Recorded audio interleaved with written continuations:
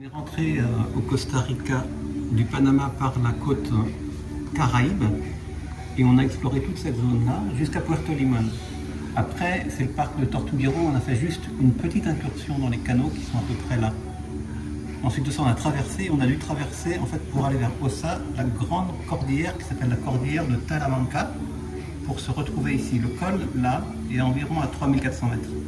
Ici, on a exploré longuement la péninsule de Ossa, puisque c'est là qu'il y a le parc de Corcovado, et mine de rien, on n'a pas l'impression ici, mais c'est quand même beaucoup de montées-descentes très raides, avec des passages de guet. Et maintenant, on est remonté comme ça, pour aller chercher le lac d'altitude qui se trouve ici, à côté du volcan Arenal, au pied duquel on se trouve aujourd'hui.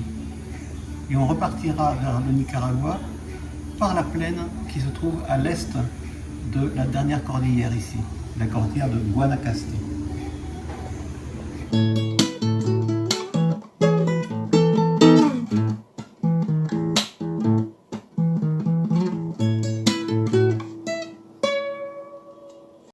Bonjour. Bonjour. Alors on a fait l'Atlantique, on a fait le Pacifique et maintenant on remonte vers le nord du pays.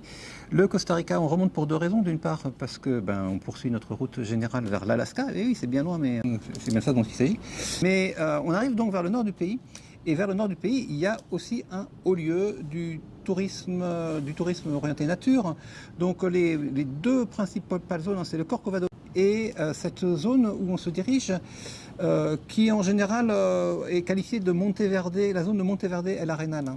Il y a des parcs qui portent ce nom-là et surtout le volcan El Arenal.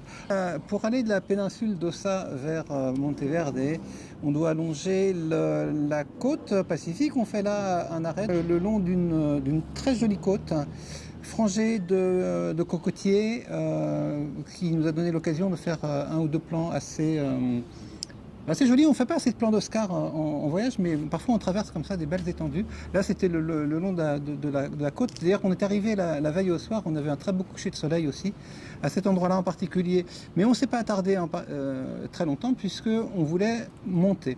Monter, ça voulait dire, pour le coup, faire un dénivelé qui était modéré, somme toute, par rapport à ce qu'on a déjà fait. On monte environ 1500 mètres pour se rendre dans la zone des volcans du nord du pays. Et puis on arrive là, on vise un endroit qui s'appelle le petit village de Santa Elena, qui sert un petit peu de point de départ aux excursions dans la zone. De là, on passe donc une nuit dans le village et on se dirige ensuite pour commencer vers un parc. Alors on est dans la zone de Monteverde. Le parc le plus connu, c'est le parc national de Monteverde. Et nous, on ne va pas là, on va à un autre parc qui s'appelle Curicancha, qui est un parc privé qui jouit du même écosystème, mais où la réputation en fait de cet endroit-là vient du fait que la densité animale y est plus importante. C'est-à-dire que ce sont les mêmes animaux qu'on voit, mais apparemment on les voit plus facilement.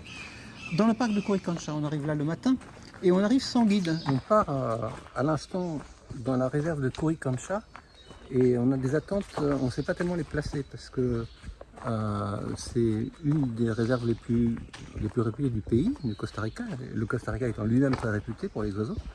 Mais notre expérience précédente nous a montré qu'en forêt, sans guide, on voit très peu de choses. Donc on a les deux facteurs qui sont antagonistes. Moi, je pense qu'on va. On voulait prendre un guide, simplement il n'y a plus de place. Donc ils nous ont dit qu'on pouvait venir quand même, mais il faut qu'on se débrouille tout seul. Et c'est pas facile. En plus, ils n'ont pas été très aimables à l'accueil. Parce que forcément, je pense qu'ils préfèrent qu'on prenne leur guide. Simplement, nous, on ne sait pas qu'on voulait pas prendre le guide. Dans ces cas-là, ils devraient fermer carrément quand ils n'ont plus de place. Et puis voilà. Donc on a juste une pauvre carte, voilà. Et c'est débrouille-toi. Ok.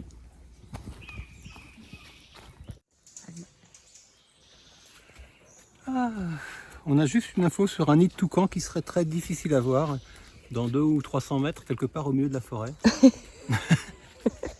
On va déjà voir s'il y a d'autres guides qui sont là avec leur télescope. Moi, je les ai vus arriver et aller tout droit d'ailleurs. Nous, on a fait à droite. Jusqu'à présent, c'est... Voilà. Rien vu. Pas le moindre moineau. Bon, on va se rabattre sur un endroit où il y aurait des quetzals. Par contre, c'est vraiment bizarre. Alors ici, les quetzals, c'est de 7h à 10h, puis de 14h à 15h. Au Panama, ils n'ont pas les mêmes horaires, les quetzals. C'est de 10h, 10h30, non, 10h30, 14, 15h. Mince, quand même. On est là face à la ligne de partage des eaux entre l'océan Pacifique et l'océan Atlantique. Alors, on ne voit pas les deux océans, comme en certains points d'Amérique centrale, mais on a la ligne de partage des eaux quelque part par là. Ça a été un peu long pour qu'on trouve nos premiers animaux. On était un peu déçus. On s'est dit, mince, on aurait dû prendre un guide pour le coup. Et puis quand même, on a vu beaucoup de colibris dans de bonnes conditions. Et surtout, on a vu un gros animal qui est un photographe britannique. Adam, qui se reconnaîtra peut-être. Et il nous a servi indirectement parce que lui, pour le coup, il avait un guide et on l'a suivi un petit moment. Et, mais non, on l'a pas suivi. Oh, on se croisait, quoi. Plus ou moins, on se décroisait près des colibris. Et à cet endroit... Oui, mais justement, Adam, il n'a pas vu le coati. Non. Oh, il l'a vu, si. Mais là, dans des conditions qui étaient médiocres, je crois. Et nous, comme on reste toujours très longtemps, et ben ce petit coati, c'était un mâle isolé et il est venu tout près de nous.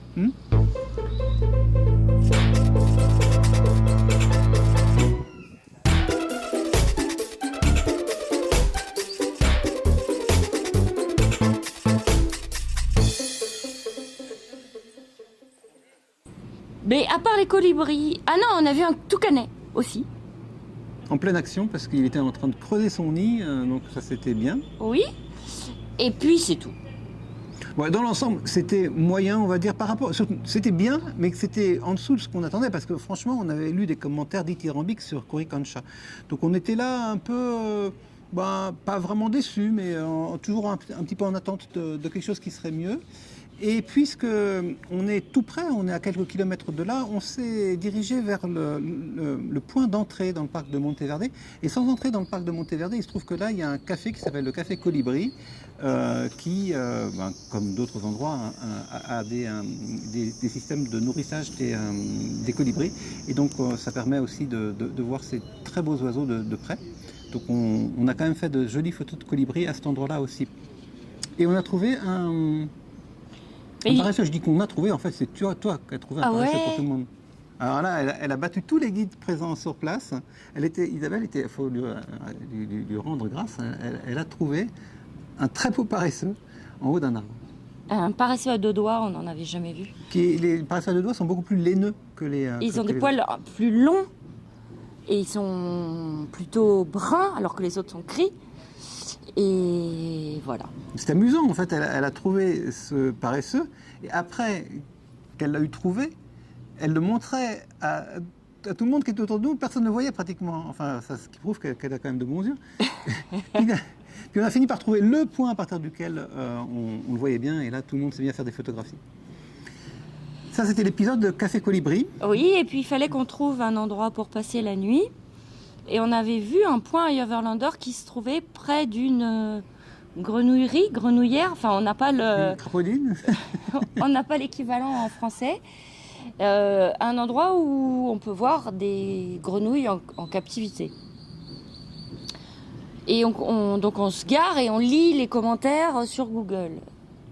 Et là, oh là là là là, mais c'était mauvais. Les gens disaient qu'ils avaient perdu $20. Qu'on voyait rien, qu'elles étaient dans de mauvaises conditions. Bon. En fait, nous, on a bien aimé. Et en fait, on a vachement bien aimé. Donc, on n'est vraiment pas codés comme tout le monde. Je voudrais dire un truc. C'est que Manu, il est vraiment insupportable. C'est où, là? On vient de se taper, je sais pas, 8 heures de route, je crois. On est à peine arrivé qu'il a vu. On pouvait aller voir des grenouilles. Au lieu de se poser quand même, parce que demain matin on part à 6 heures. En fait, on joue à chercher Charlie. Là, on doit trouver ça. Celui qui trouve, il a un point.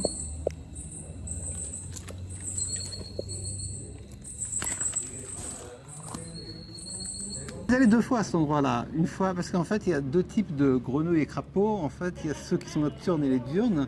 Donc, Comme on est arrivé le soir, on a fait la visite de nuit, où il faut avoir des lampes et il faut chercher les petites grenouilles et les crapauds qui sont dans des vivariums. Et c'est vraiment chercher Charlie. Et c'est vraiment c'est un chercher jeu, en Charlie, fait. donc c'est un jeu. Donc il y avait 2 ou 3 groupes et on entend les gens rire parce qu'on cherche. Et on en voit qui sont vraiment très très jolis. Hein. Des rouges, des grenouilles avec les yeux rouges et le corps vert. Donc voilà. Elles sont très belles. Et alors, quand même, il y a quelque chose qu'il faut ajouter, c'est que si c'était, ce sont des animaux en captivité. Si c'était complètement à part de notre expérience dans les parcs, ça aurait moins d'intérêt. Mais c'est relié parce que ces animaux, on les a vus aussi en partie lors de notre marche de nuit dans le Corcovado. Et on les a revus ensuite. On n'en voit qu'une partie dans la nature parce qu'ils sont plus difficiles à voir. Mais oui, mais ça nous a servi pour la visite du lendemain. Tout à fait. On savait où elles se trouvaient. Exactement où elles se mettaient sous les feuilles. Donc le lendemain, quand on est arrivé près du point d'eau, on les a trouvées mieux que tout le monde en fait. Et on ne les a pas trouvées sans cette expérience. Et donc voilà pour la visite du soir, on a bien rigolé, on a vu de jolies grenouilles. Ah c'est bon, t'as les mouvements du bassin. Filme, hein.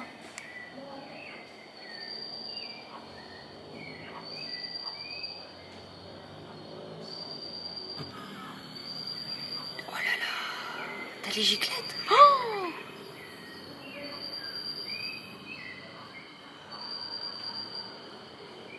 c'est excellent. Hein. Comme on a bien aimé hier, on est revenu pour voir les grenouilles diurnes. Eh bien, c'est beaucoup plus difficile que la nuit en fait de trouver et les nocturnes et les diurnes. Là, on en a trouvé qu'une depuis qu'on est là.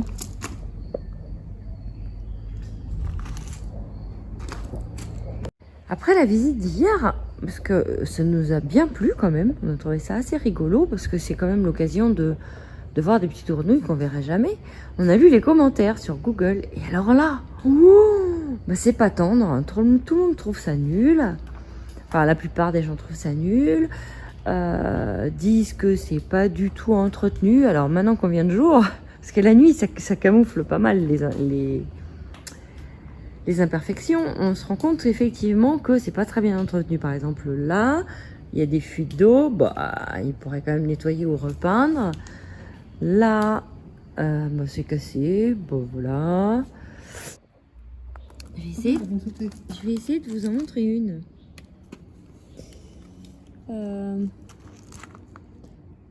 Voilà, là je l'éclaire. Bon, c'est un peu nul comme démonstration, mais en fait on cherche des petites grenouilles qui font 2 cm. Hein. C'est vraiment difficile. Encore. Ça c'est une preuve que c'est pas très bien entretenu parce qu'en fait on voit pas les bestioles. Et de là, Le lendemain, nous sommes allés à un endroit. absolument fabuleux. Alors là, c'était au-dessus de nos attentes.